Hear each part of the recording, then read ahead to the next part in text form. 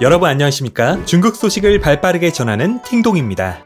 64년 만에 우승에 도전하는 우리 대표팀이 아시안컵을 점검하는 마지막 모의고사인 이라크와의 평가전에서 1대 0으로 승리를 가져왔습니다. 중국에서도 손흥민, 김민재, 황희찬, 이강인 등 세계적인 선수들을 보유한 한국 대표팀이 과연 이번 아시안컵에서는 우승을 차지하며 64년 묵은 오랜 수건을 풀 수 있을 것인가에 대해 관심을 보이고 있는데요. 이를 증명하듯 중국 스포츠 매체 즈보바는 아시아 정상을 향해 한국 대표팀 카타르 아시안컵 출전길 나섰다라는 제목의 기사를 통해 한국 대표팀의 아시안컵 조별리그 일정을 상세히 전하며 중국 축구 팬들의 이목을 집중시키는가 하면 한국 대표팀 아시안컵 26명 명단 및 등번호 손흥민 7번, 이강인 18번 한국 아시안컵 경기 전 평가전 포스터 공개 경기는 내일 밤 중국 시간 9시 진행 손흥민 포스터의 등장 등의 헤드라인을 통해 이번 아시안컵에 참가하는 한국 대표팀 명단은 물론 등번호 확정 소식에 이라크와 평가전 소식까지 상세히 보도하며 한국 대표팀에 각별한 관심을 표했습니다. 이에 대해 중국 누리꾼들은 정상을 향해 갈 필요가 없어. 아시아에서는 그냥 한국 너네랑 일본 두 나라 간의 대결이야. 한국하고 일본 경기하는 거 보고 싶다. 중국은 8강만 가면 돼.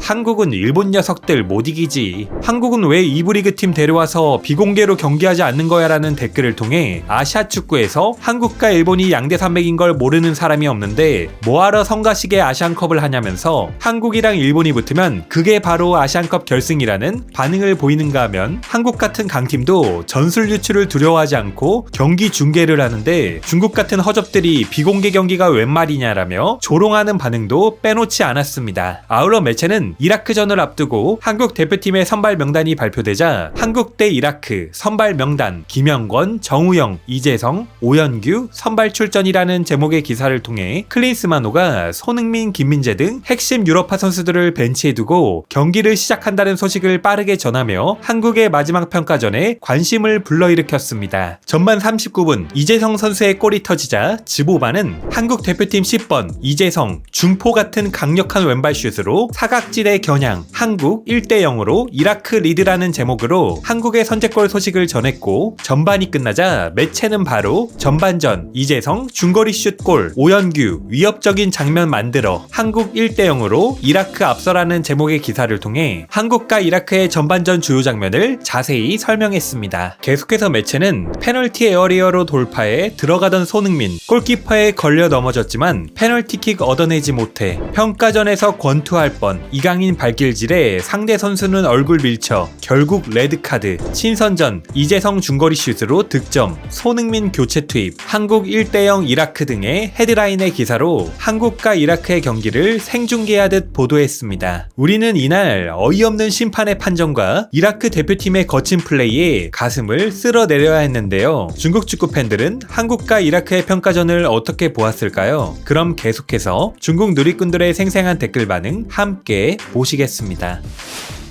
구독, 좋아요 부탁드리겠습니다.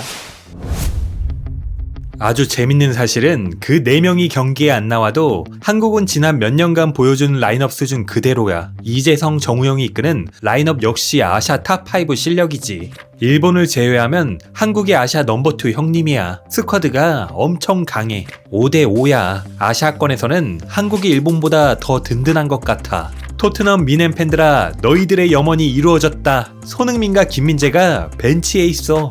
드디어 김민재와 손흥민을 쉬게 해주네. 위대한 후보 명단 최소 3골부터 시작. 왜 한국은 비공개로 안 해? 게다가 중계까지 하네. 김민재도 로테이션으로 쉬네. 중국 국대의 비공개 경기를 안 배웠네. 이군이 나온 거야?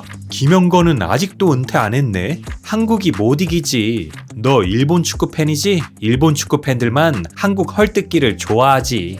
이강인 선발이 아니네? 헤어지러 갔나? 이강인은 프랑스 슈퍼컵 결승전 뛰고 어제 막 팀에 복귀했으니 선발로 안 나오는 게 당연하고 손흥민, 황희찬, 조규성, 김민재 등 주전들도 선발이 아닌 교체로 나오는 게 당연해. 이 라인업으로는 이라크를 이길 수 없어. 경기 결과는 1대 0 또는 2대 0. 중국처럼 한국도 아랍에미리트에 있는데 왜 아랍에미리트 2부 리그 팀이랑 평가전을 하지 않는 거야? 하하, 한국은 다른 나라 국가대표팀이랑 평가전을 갔는데 우리는 마지막에 2부 리그 축구팀과 평가전이라니 웃음거리다.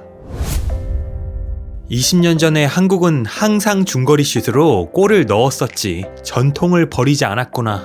이재성은 절대적으로 과소평가된 최근 10년 한국 대표팀 최고의 미드필더야. 예전에 싼둥 타이산이 이재성을 데려오고 싶어 했는데 아쉽게도 아시아에서 뛰고 싶지 않다고 했었지. 한국 유럽파 주전 안 나왔네. 이라크에는 독일 2부 리그, 네덜란드 1부 리그, 포르투갈 리그는 물론이고 노르웨이, 러시아, 체코 등 유럽 리그에서 뛰는 선수들이 많아. 그동안 이라크가 중국 대표팀보다 조금 더 강한 줄 알았는데 지금 보니 레벨이 우리보다 2단계는 높네. 중국 주전 수비수는 터키 2부 리그급에서도 후보잖아. 이라크에게 단독 찬스를 2번이나 내준 건 한국의 이 1.5군이 경기를 장악할 만한 경기력이 없다는 걸 보여준다. 후반에 손흥민과 이강인이 경기를 지배할 거야. 중국 대표팀이 이라크를 이길 수 있을지 모르겠다. 이라크 너무 강하네. 격차가 엄청나지. 우샤오총이 이라크 가면 대표팀에 못 들어갈 거야. 이라크는 아시안컵 우승도 했었어. 중거리슛 골을 빼면 양 팀의 격차가 결코 크지 않아. 한국은 삼지창이 안 나왔잖아. 그 중거리슛 득점이 바로 격차야. 이라크 유럽파 선수가 엄청 많구나. 한국 수비 정말 별로네.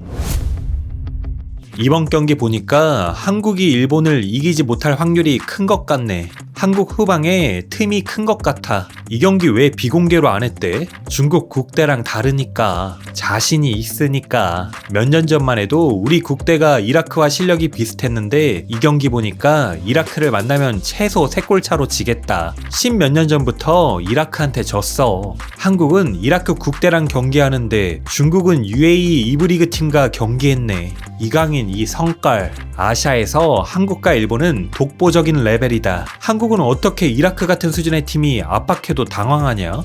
클린스만은 무능해. 한국 전방에는 아무런 전술이 없고 후방에는 허점이 너무 많아. 중국과의 경기에서도 문제가 있었는데 아시안컵에서도 이렇게 하면 우승하기 힘들 거야. 경기 전 선발 명단 뉴스를 본 어떤 형이 이런 댓글을 남겼었지. 한국이 패배할 거다. 클린스만은 딱 이 수준이야. 한국은 이라크를 힘겹게 이기며 피로감을 감추지 못했고 중국 국대는 이름도 모르는 아마추어 축구팀을 무찌르며 왕자의 면모를 유감없이 발휘했다. 이라크 실력이 엄청나네. 높은 확률로 월드컵 진출하겠다.